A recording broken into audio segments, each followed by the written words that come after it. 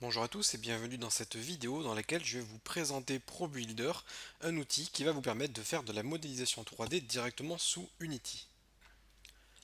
Pour ceux qui connaissent, il y a un jeu super populaire en réalité virtuelle qui s'appelle Superhot et dont les décors ont été modélisés avec ProBuilder. C'est pour vous permettre de visualiser ce qu'il est possible de réaliser avec ProBuilder.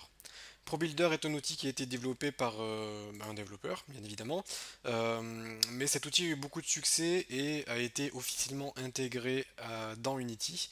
Donc maintenant, c'est un outil officiel de Unity et vous pouvez retrouver la documentation et les informations sur ce produit directement sur le site de Unity. Vous pouvez voir quelques outils proposés par ProBuilder. Vous pouvez faire des extrusions, des insertions, dessiner des formes, les extruder. Vous pouvez faire des découpes, générer des formes plus ou moins complexes, colorées.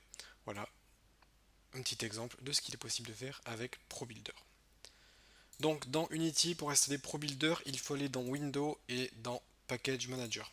Ici dans Package Manager, bon, ça prend un petit peu de temps à charger, mais vous allez pouvoir retrouver un ensemble de packages que vous allez pouvoir ajouter à Unity et ça va vous permettre d'ajouter des fonctionnalités. Donc au niveau des packages, vous allez aller dans Package et All pour afficher tous les packages. Ici, vous allez pouvoir retrouver donc un certain nombre de packages et nous, ce qui nous intéresse, c'est ProBuilder. Vous sélectionnez ProBuilder, il faut cliquer sur Install. Ça prendra plus ou moins de temps. Voilà, une fois l'installation terminée, l'outil est disponible. Vous pouvez retourner sur votre scène. Donc là, pour l'instant, c'est une scène vide, c'est très bien. L'outil est disponible via le menu Tools ici, Tools, ProBuilder, et vous allez avoir le ProBuilder Window qui est la fenêtre de ProBuilder. Donc soit vous utilisez le menu avec les textes, soit vous utilisez clic droit icône mode, et là vous avez le menu avec les icônes. Vous pouvez ancrer ProBuilder ici, ou si vous utilisez en mode texte, vous pouvez vous mettre sur le côté, mode texte, et l'ancrer ici. Donc quand vous travaillez avec ProBuilder, vous avez une petite barre d'outils qui apparaît ici, c'est les différents modes de ProBuilder. Alors je vais commencer par créer un nouveau shape, donc une nouvelle forme, je clique sur le plus, ça va créer une nouvelle forme, comme vous pouvez le voir ici. Alors ce que je vais faire, c'est que je vais dupliquer la lumière,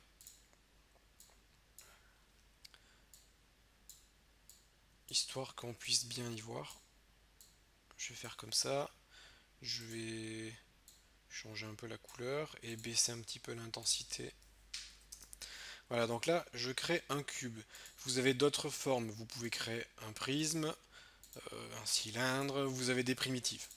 Une arche, des escaliers. C'est dans Stair.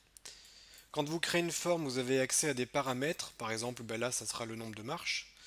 Euh, vous avez la largeur, la hauteur. Et ce qui est génial avec ProBuilder, c'est que ça répète automatiquement les textures. Comme vous pouvez le voir, la texture est automatiquement répétée correctement. Si vous créez vous-même un cube et que vous augmentez la taille du cube, la texture est étirée et pas répétée. Donc là, je vais créer un cube et vous pouvez lui donner une taille. Par exemple, 10 en X, en Y, on peut mettre 3, ou voire même peut-être plus, on va mettre, je sais pas, 8. En Y, on va mettre 15, et là, on clique sur Build. Ça crée notre cube. Donc je vous ai dit qu'il y avait une barre d'outils ici. Cette barre d'outils vous permet de travailler dans différents modes. Ici je suis en mode objet, je travaille avec mon objet tel quel. Ici je peux me mettre en mode point. Le mode point me permet de travailler avec les points du modèle 3D. Vous avez le mode arête qui permet de travailler avec les arêtes. Et le mode polygone qui permet de travailler avec les polygones. Donc c'est un petit peu ce qu'on retrouve dans un logiciel de modélisation 3D classique. Ici, donc mon objet est sélectionné et on voit que ben, l'objet est visible comme ceci. Si je vais à l'intérieur, on voit rien puisque l'intérieur n'est pas modélisé.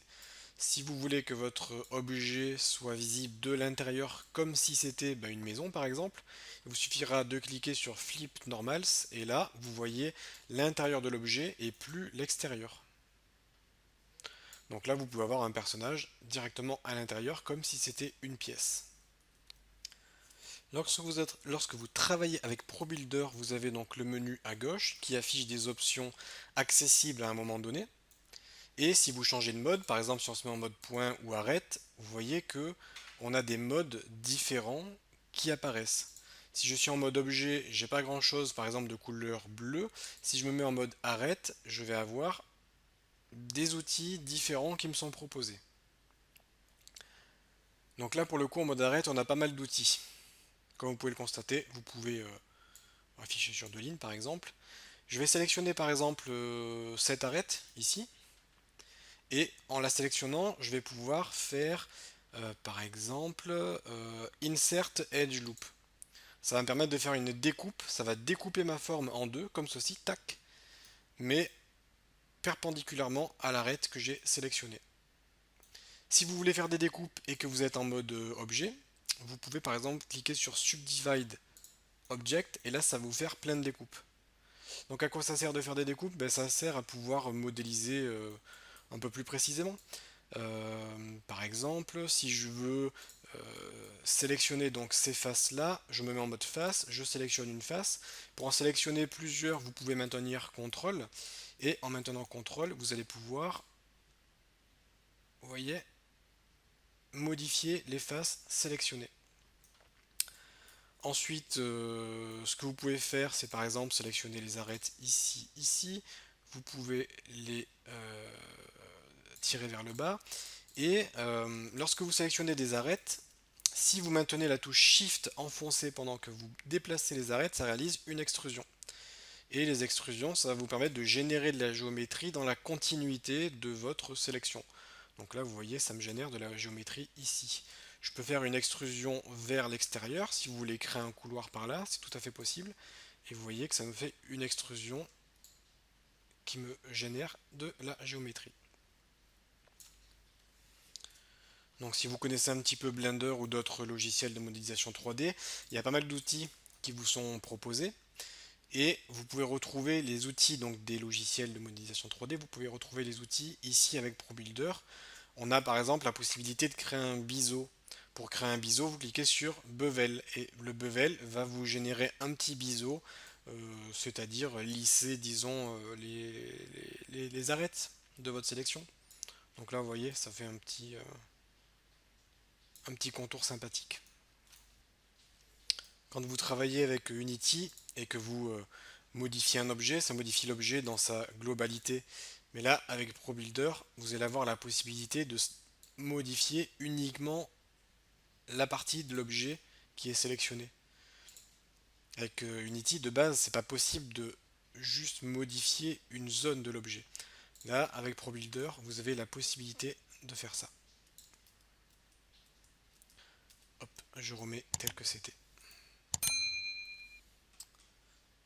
Lorsque vous avez terminé de travailler avec un objet, votre objet est ici et vous pouvez donc l'utiliser comme un modèle 3D issu de Unity. Alors ce qu'on peut faire, c'est créer un nouveau shape. Là, je vais créer un cube. Ce cube, je vais augmenter sa taille. Et vous savez, des fois avec Unity, on utilise un système de trigger pour pouvoir déclencher des événements si le personnage, par exemple, si le personnage se déplace à un endroit en particulier. Donc nous, on a créé un couloir qui emmène à rien pour l'instant. Ce couloir, vous pouvez créer un déclencheur, donc un trigger ici. Par exemple, voilà, on va mettre un cube qui est censé être invisible. Et lorsque le personnage va toucher le cube, eh bien, on va pouvoir déclencher un événement comme par exemple emmener le personnage à un autre endroit, par exemple dans une autre pièce. Mais avec ProBuilder, vous pouvez rapidement créer un trigger en sélectionnant le cube et vous cliquez sur Set Trigger. Et là, le cube est en trigger. Alors l'avantage de faire ça avec ProBuilder, c'est que le cube est visible, comme vous pouvez le voir. Bon, là, il est transparent mais visible. Par contre, dans le jeu, le cube est invisible. Si je mets la caméra là et que je tourne la caméra de façon à ce qu'elle puisse voir le couloir, vous voyez, le cube ici est visible. Et quand je lance le jeu, le cube devient invisible. Donc en fait, ça vous permet, vous, en tant que développeur, de voir où est-ce que vous avez placé vos triggers. Ça vous permet de voir tout ça, de continuer à travailler et d'avoir donc un visuel. Mais par contre, dans le jeu, le joueur ne verra rien du tout puisque le cube devient automatiquement invisible. Donc voilà, vous pouvez créer vos triggers à la volée. Pareil pour les colliders, vous pouvez créer des colliders en cliquant sur Set Collider. Ça permet de créer des zones de collision qui deviennent invisibles. Mais vous, ça vous permet de laisser ces zones visibles, de façon à ce que vous puissiez repérer où est-ce que vous avez créé vos zones de collision. ProBuilder aussi est également très très utilisé pour le prototypage. Maintenant, la plupart des studios qui utilisent Unity utilisent ProBuilder pour prototyper les niveaux, c'est-à-dire créer des maquettes de niveaux pour pouvoir tester si un gameplay est sympa et ensuite lancer la production réelle du jeu, c'est-à-dire modéliser les vrais modèles 3D si le gameplay est sympa. Puisque pour faire un bon jeu vidéo, il faut un bon gameplay. Même si vos modèles 3D sont basiques, à partir du moment où votre gameplay est plaisant, eh bien votre jeu sera bon. Donc avec ProBuilder, vous allez pouvoir prototyper très rapidement.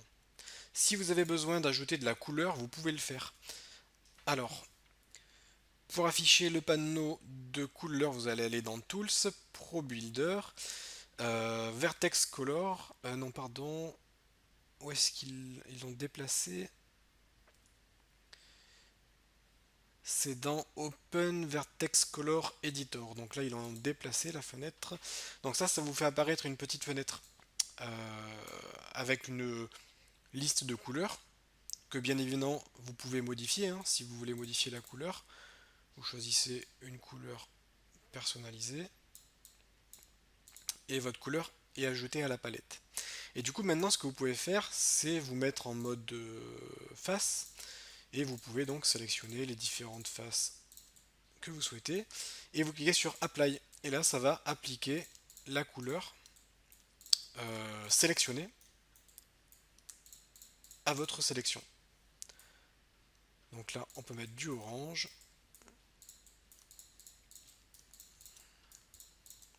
Et grâce à ça, vous allez donc pouvoir colorer rapidement vos niveaux avec des couleurs basiques, mais que vous pouvez modifier. Et ça va vous permettre de délimiter vos zones comme je viens de le faire ici. Donc voilà, comme vous pouvez le voir, c'est très pratique. Ça vous dépanne bien puisque ça vous permet de créer à la volée des modèles 3D simples sans avoir besoin de passer par un logiciel de modélisation 3D, ce qui vous permet de gagner beaucoup de temps et de vous débrouiller tout seul si jamais vous avez besoin de tester quelque chose pour votre jeu et que vous avez besoin d'une salle 3D, eh bien vous pouvez le faire rapidement en quelques clics avec ProBuilder et de façon comment dire, totalement intégrée à Unity.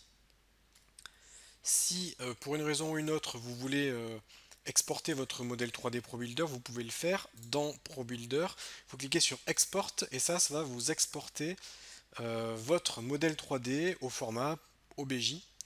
Et ce modèle 3D sera parfaitement utilisable par exemple dans Blender si vous voulez ensuite apporter des modifications dans Blender. Donc voilà, dans notre livre aux éditions des Bookers, on a un chapitre complet dédié à ProBuilder, puisqu'on modélise d'ailleurs le niveau de notre jeu vidéo avec ProBuilder, et ça vous permettra donc de découvrir cet outil, d'aller un petit peu plus loin avec cet outil, qui est, comme je vous l'ai dit, très pratique, puisque ça vous permet de gagner beaucoup de temps et de faire des choses assez poussées. Un très bon modélisateur 3D sera parfaitement capable de faire de superbes modèles 3D avec ProBuilder. J'en veux pour preuve que il vous suffit de regarder du côté du jeu Super Hot par exemple pour voir quand même la puissance de cet outil et pour voir jusqu'où vous pouvez aller en termes de modélisation. J'espère que cette vidéo vous aura plu et vous aura donné envie d'en savoir un petit peu plus sur ProBuilder. Et on se retrouve bientôt pour de nouvelles vidéos sur Unity 3D.